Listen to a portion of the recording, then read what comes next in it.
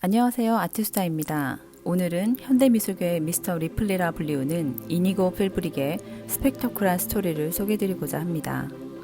예술계에서 활동한 부모님을 두고 코네티컷의 엘리트 집안에서 자란 필브릭은 YBA 작가들을 많이 배출한 영국 런던의 예술대학 골드스미스를 졸업하고 곧바로 런던 화이트큐브 갤러리에서 커리어를 시작했습니다. 갤러리 비즈니스의 두각을 보이며 제이 조플링의 투자를 받아 24살의 젊은 나이에 런던 메이페어에 자신의 갤러리를 운영하게 되죠.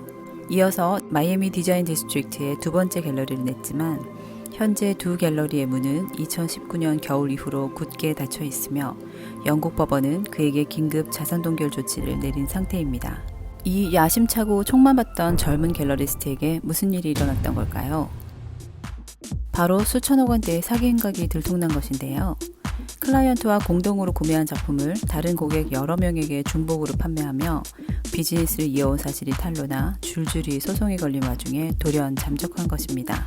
FBI는 남태평양에 위치한 섬 바투아투에 은신 중이던 필브릭을 체포해 괌으로 이송했고 맨하탄 연방법원에 넘겼습니다.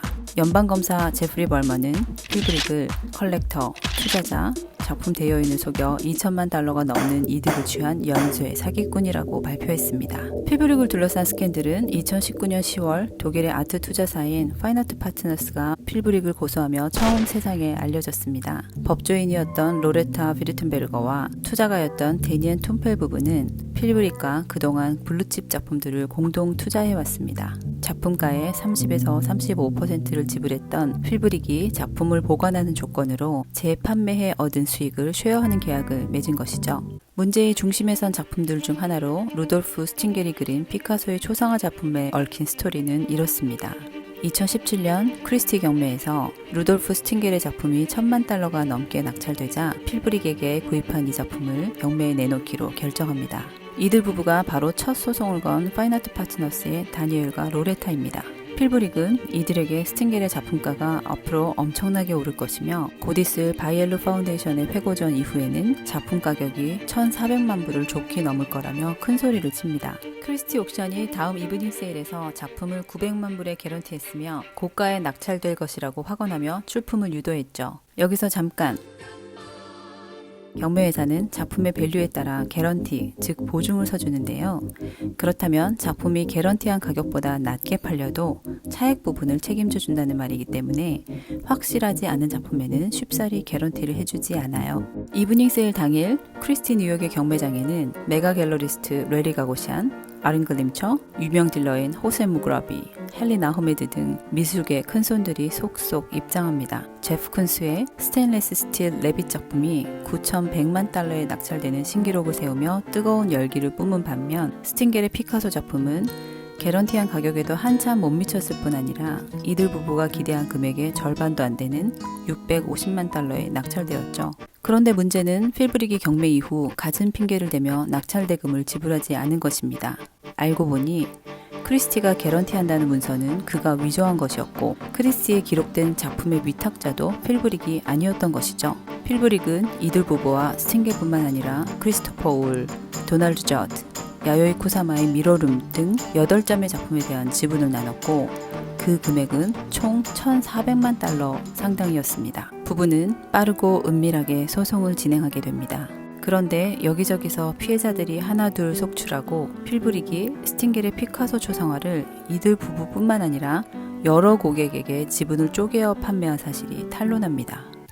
본인이 소유도 아닌 작품을 가지고 2천만 불이 넘는 대출을 감행한 대담한 사기극 행각을 벌인 것이죠. 그렇게 당시 런던의 갤러리를 운영하며 장래 유망한 젊은 딜러로 기대를 한몸에 봤던 필브릭의 민낯이 드러납니다. 셋 파이낸스 인베스트먼트 그룹의 회장 알렉산더 페스코는 필브릭이 소유한 바스키아의 작품 휴메리티를 1,840만 달러로 속아 1,200만 달러의 지분 66%를 소유하는 조건으로 구입한 바 있습니다. 그러나 작품의 실제 시장가는 1,250만 달러였고 사실상 97%의 지분을 가지고 있었던 것이죠. 점차 대담해진 필브릭은 바스키아뿐 아니라 마크 브래드포드, 데이비드 허크니 등 거래가가 1,000만 불 이상이 되는 작품들만 취급하면서 위험한 게임에 빠져들었고 결국 캐시플로우에 문제가 생기게 되며 헤어나올 수 없는 거짓말의 수렁에 빠집니다. 또 다른 한편 싱가포르의 투자회사 LLG의 상무이사 루이스 라누는 2015년 필브릭과 107만 달러로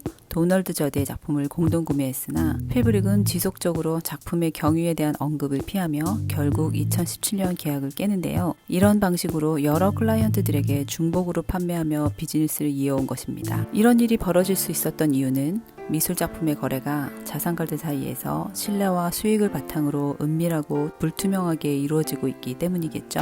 하이 리스크, 하이 리턴이란 말이 시사하듯이 미술 작품에 투자하는 일에는 위험성이 따르기도 하지만 잘 되었을 경우엔 드라마틱한 수익을 얻을 수 있기 때문입니다. 드라마 같은 스캔들 속 필브릭은 호련히 자취를 감췄고 예술계의 많은 이들이 그의 행방에 대한 추측을 내놓았습니다. 필브릭을 추적하고 그를 미국으로 데려오기 위해 FBI 절도 전담반과 미술품 범죄 전담반이 합동으로 수사한 끝에 마침내 그를 잡을 수 있었습니다. 프라이빗 제트기로 세계 전역을 누리며 화려한 생활을 해오던 그는 이제 교도소에서 완전히 다른 삶을 살게 되었죠. 한때는 미술시장의 블루칩 딜러로 촉망받으며 일확천금을 꿈꿨던 이니고 필브릭. 영화 리플리의 보잘것없는 나이기보다는 뛰어난 다른 누군가인 척하는 게 낫다 라는 빗나간 생각이 불러온 비극적인 종말을 떠오르게 합니다. 지금도 매 순간 미술품은 매매되며 미술시장은 돌아갑니다. 그리고 어딘가에선 또 다른 사기극이 벌어지고 있을지도 모릅니다. 이렇게 드라마틱한 미술 현장에서 진정 삶 속에서 예술을 즐기고 가치 있는 컬렉션을 할 수 있는 길을 우리는 어디서 찾아야 할까요? 지금까지 아트수다였습니다.